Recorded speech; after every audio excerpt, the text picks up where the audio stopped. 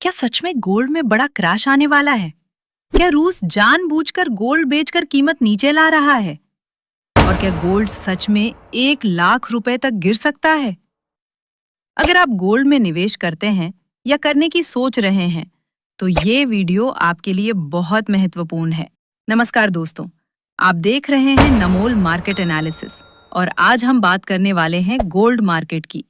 पिछले कुछ दिनों से मार्केट में एक खबर तेजी से फैल रही है कि रूस अपना गोल्ड बेच रहा है और इसी वजह से गोल्ड की कीमत गिर सकती है। लेकिन क्या ये सच है या ये सिर्फ एक अफवाह है? आज हम इस पूरे मामले को न्यूज़, डेटा और चार्ट एनालिसिस के साथ समझेंगे। सबसे पहले ये समझते हैं कि रूस गोल्ड क्यों बेच सकता है। अभी रूस और यूक्रेन के बीच युद्ध चल रहा है। युद्ध के कारण रूस पर कई आर्थिक प्रतिबंध लगाए गए हैं, जिसकी वजह से रूस की इकोनॉमी पर दबाव पड़ा है। ऐसे में कभी-कभी सरकार अपने गोल्ड रिजर्व्स का कुछ हिस्सा बेचकर सरकारी खर्च और युद्ध का खर्च पूरा करती है। लेकिन यहाँ एक बहुत जरूरी बात समझना जरूरी है। रूस के पास भले ही काफी गोल्ड हो, लेकिन वो अकेले पूरी दुनिया के गोल्ड मार्केट को कंट्रोल नहीं कर सकता, क्योंकि गोल्ड का प्राइस पूरी दुनिया की डिमांड और सप्लाई से तय होता है। अब सवाल आता है कि गोल्ड का प्राइस किन चीजों से तय होता है। पहला फैक्टर है यूएस इंटरेस्ट रेट्स। अगर अमेरिका में इंटरेस्ट रेट्स बढ़ते हैं तो कई इन्वेस्टर गोल्ड छोड़कर डॉलर में निवेश करना शुरू कर देते हैं। दूसरा फैक्टर है डॉलर स्ट्रेंथ। अगर डॉलर मजबूत होता है तो गोल्ड पर दबाव आ सकता है। और तीसरा फैक्टर है ग्लोबल टेंशन। जब दुनिया में युद्ध या आर्थिक संकट बढ़ता है तो लोग सेफ इन्वेस्टमेंट के लिए गोल्ड खरीदना शुरू कर देते हैं। इसी वजह से गोल्ड को सेफ हेवन एसेट भी कहा जाता है।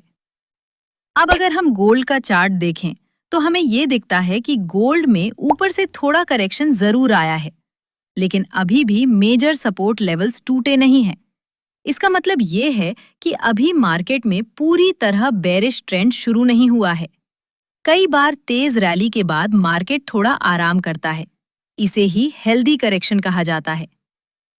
अब सबसे बड़ा सवाल, क्या गोल्ड सच में 1 लाख रुपए तक गिर सकता है?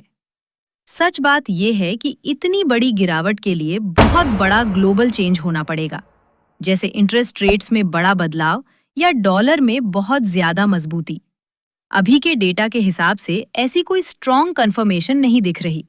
इसलिए अभी ये कहना कि गोल्ड सीधे 1 लाख तक गिर जाएगा थोड़ा जल्दी होगा।